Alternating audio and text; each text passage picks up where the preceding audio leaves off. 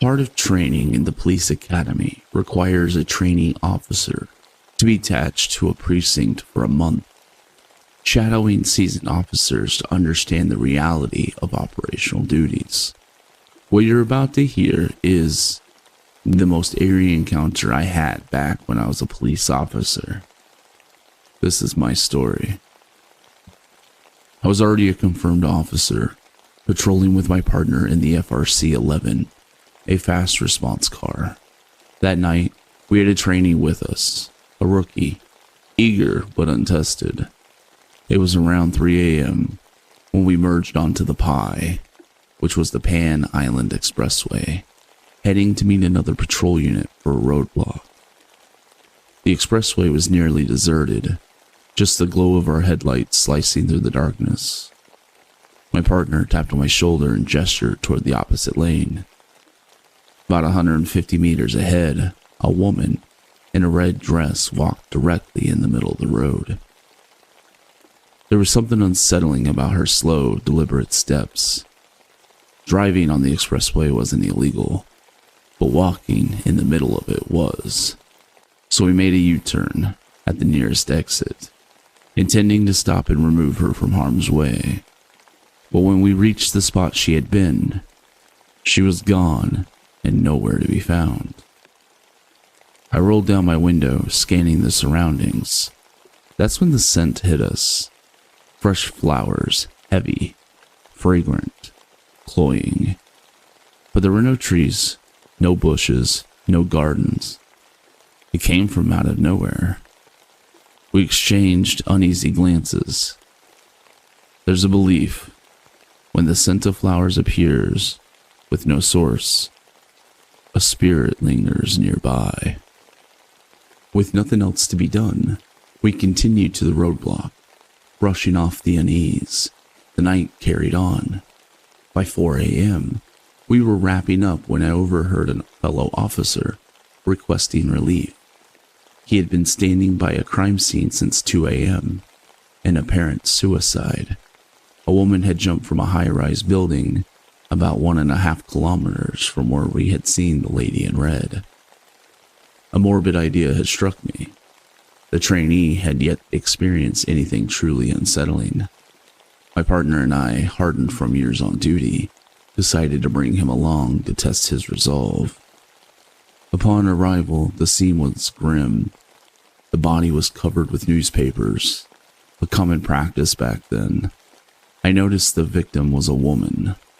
The wind shifted, lifting the edge of the paper just enough to catch a glimpse of the fabric beneath. Red. A gnawing feeling clawed at my gut. I peeled back the newspaper. My breath hitches. Lifeless face beneath. It was her, the woman from the expressway. The same red dress. My partner stiffened beside me, his voice hoarse. That's her. We definitely saw her. I turned to the officer guarding the scene. When did this happen? 1:30 a.m. he responds. I've been here since 2. We had seen her at 3. The Chinese believe that when a spirit takes their own life wearing red, they return as a vengeful spirit. I didn't believe in ghosts, not then.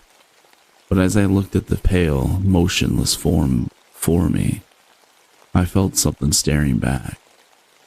And I knew we had not been alone on that road.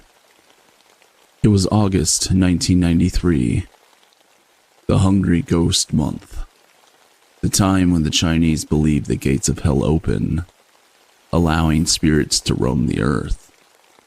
It was on this night shift again, this time with a special constable, a national serviceman conscripted into the force.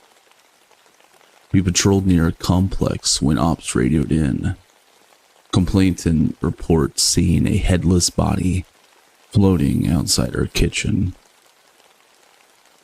I exchanged looks with my partner. What the hell do they expect us to do? Arrest the spirit for loitering? But orders were orders. When we arrived, a pale, trembling woman in her mid-20s opened the door, She barely spoke, only gesturing toward the kitchen with wide, terrified eyes. My partner stayed back to take her statement while I stepped inside. The air was thick, oppressive. I flipped the kitchen light switch, but nothing. Pulled out my flashlight, its beam cutting through the darkness. Outside the window was nothing but empty space. She lived on the 10th floor, but then my eyes drifted downward. Something red. A shape swayed in the branches of a tree far below. A gust of wind carried the unmistakable scent of flowers. My breath turned shallow. The hair on my arms stood on end. I forced myself to turn away, feigning ignorance. All clear. Returning to the living room, I questioned the woman. She had moved into the unit a month ago, her boyfriend away on business. Strange things had been happening, she admitted. Uneasy feelings, whispers in the night, and the smell of flowers at odd hours. I knew she wasn't lying. I also knew we were staying until dawn, not because protocol demanded it, but because we were not alone. This story stands out to me. It's rare to hear about the encounters from within China's police force, making it more unique.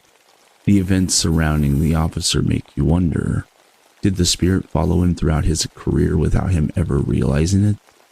Stories like these intrigue me the most because I've often pondered curses and the afterlife.